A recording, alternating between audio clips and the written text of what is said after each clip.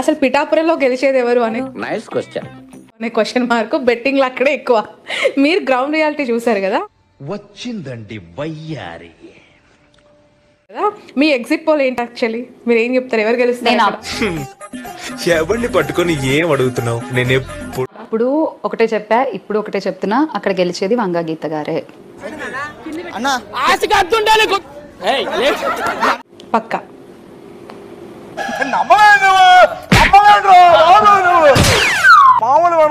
But ఆవిడ 8 నుంచి 15,000 ఓట్లతో ఓడిపోతుంది, పవన్ కళ్యాణ్ గెలుస్తాడు అనేది చాలా సర్వేలు చెప్తున్న మాట.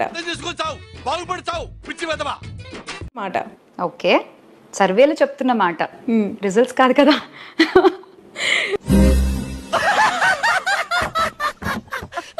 నువ్వు గొక్క పెట్టి ఏడుస్తావు చూసుకో. 4వ తారీఖున తెలుస్తుంది కదా. ఓకే, ఒక్కటే మాట చెప్తా, రాజకీయాలు అంటే ఆవేశపడ్డం కాదు. రాజకీయాలు అంటే అరవడం కాదు.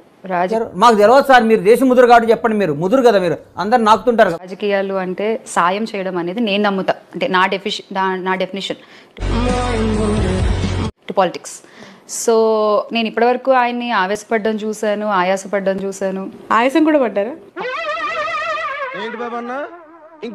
పడ్డం చూశాను, ఆయాసపడ్డం చూశాను.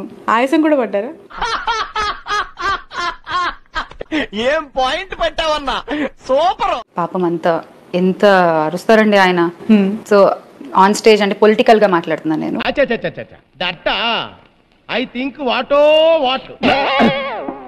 చూసాను తప్ప ఎప్పుడు నేను సాయం చేసింది నేనైతే ఎక్కడ చూడలేదు. సాయం చేసింది నేనైతే ఎక్కడ చూడలేదు.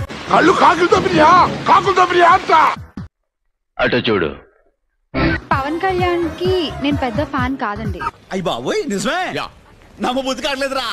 కానీ ఆయన చేసిన ఎన్నో మంచి పనులు, ఆయన చేసిన దీనికి మీరు ఏమంటారు సార్? అంటే అది చారిటీ కార్యక్రమాలు ఇవన్నీ గురించి తెలుసుకుని నేను ఆయన ఫ్యాన్ అయ్యాను. సాయం చేసింది నేనైతే ఎక్కడ చూడలేదు.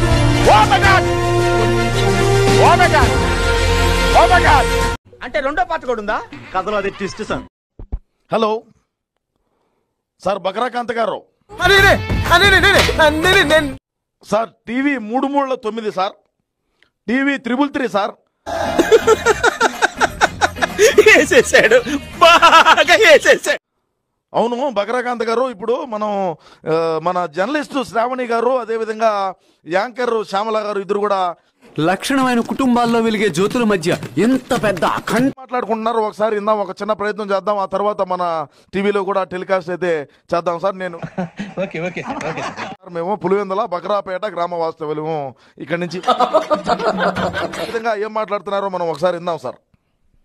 పొలిటికల్ పార్టీకి డైరెక్ట్ గా కన్వర్సింగ్ చేయటం ఎలాంటి అనుభవాన్ని ఇచ్చింది, ఎలా అనిపించింది ఓవరాల్?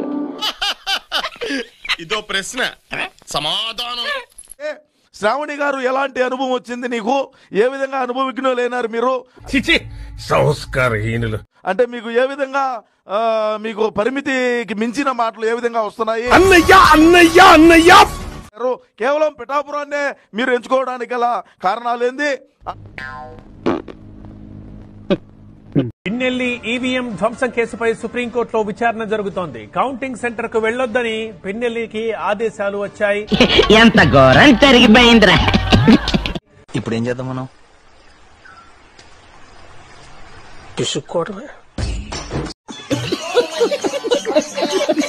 మొన్నటి వరకు రోజా ఎక్కడ అమ్మా రోజా మిస్సింగ్ అని పాప నగర ప్రజలు కూడా తిరిగారండి. అలాంటిది ఇవాళ తళుక్కుమని మెరిసింది రోజా. తళుక్కుమని మెరిసి ఏం చెప్పింది అంటే, ఎన్ని ఎగ్జిట్ పోల్స్ అన్న రానియండి సార్, మా జగనన్నే సీఎం అని. ఎగ్జిట్ పోల్స్ ఇచ్చినా, ఎక్కడ ఏం డిస్కస్ చేసినా ఫైనల్ గా జరిగేది సెకండ్ టైం జగనన్న సీఎం. నీకు స్పాట్ నేను ఎడతాగా. రేపు నగరిలో మొట్టమొదటి రిజల్ట్ నగరిలోనే వస్తుంది. రోజక్క బొక్క పగలుతుంది. ఇదేనయ్యా ఇది నేను ఎప్పుడు చూడలే. రోజక్క బొక్క పగలుతుంది. ఇలా జరిగింది ఏమిటి? ఓం నమః శివాయ. ఆ పగలడం అందరు బొక్కలు కూడా పగలుతాయని కూడా నేను మనవి చేస్తున్నా. కింది స్థాయి వాళ్ళకి అర్థం కాదు, మాస్ వాళ్ళకైతే అర్థం కాదు. మినిమం డిగ్రీ చదువుకున్న వాళ్ళకి ఐఏఎస్ ఐపీఎస్ పెద్ద పై స్థాయి వాళ్ళకైతేనే అర్థం అవుతుంది, కింది స్థాయి వాళ్ళకైతే అర్థం కాదు. బుద్ధి లేదా మీకు? తిరుమల వెంకటేశ్వర స్వామి అంటే అంత లోపం అయిపోయాడా మీకు? రాజకీయాలు మాట్లాడతారా జగన్మోహన్ రెడ్డి గురించి? వాడు కంపలో పోయి మాట్లాడండి వాడి కంపలో పోయి చెప్పు జగన్మోహన్ రెడ్డి నువ్వు సూపర్ అని. కరెక్ట్, ఇది కరెక్ట్ గా చెప్పావయ్యా. వెంకటేశ్వర స్వామి గుళ్ళో ఎవడమే మీకు పర్మిషన్ ఇచ్చింది మాట్లాడేదానికి? బుద్ధి లేదా? ఎన్నిసార్లు చెప్పాలి? భయపెడతాం మా రాజకీయం అంతే. ఏంటి సజ్జలు చెప్పినట్టుగా వాళ్ళ ఓటర్లు వేరే, వాళ్ళ వ్యవస్థ వేరే, వాళ్ళ రిజల్ట్స్ వేరే, వాళ్ళ రాష్ట్రమే వేరే, అంతా అస్సామేందిరా. వాళ్ళ జగనన్నే సీఎం అంతా వాళ్ళే. దాంతో వాళ్ళ రాజ్యాంగం వేరు, వాళ్ళ ప్రజాస్వామ్యం అన్ని వేరు సార్. మన కనికి దండ పెడతా, నిన్ను చూస్తేనే చూద్దాంలే. చూడటం కాదండి, మీరు చెయ్యాలంతే. సరే మీరు ట్రై చేస్తారన్నారంటే అది ఓకే అయిపోయిన